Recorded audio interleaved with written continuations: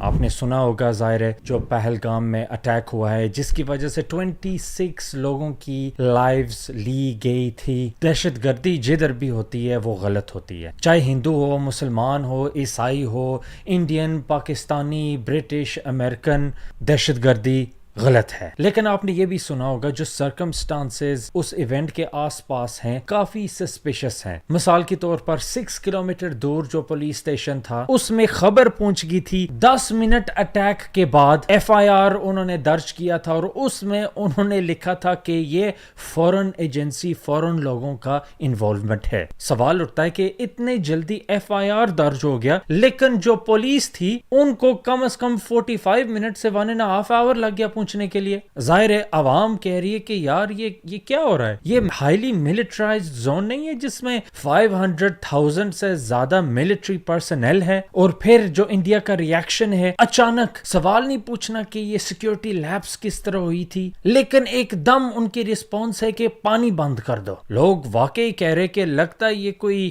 سازش لگ رہی ہے, دال میں کچھ کالا لگ رہا ہے, کیونکہ انڈیا کی ریلیشن شپ اسرائیل کے ساتھ کافی قریب ہے اور اسرائیل نے ایڈمٹ کیا کہ انہوں نے ہینیبل ڈائریکٹیو یوز کیا تھا, مطلب اپنے لوگوں کو انہوں نے مارا تھا, سو ان کو ہاسٹیج نہیں لیا جا سکے.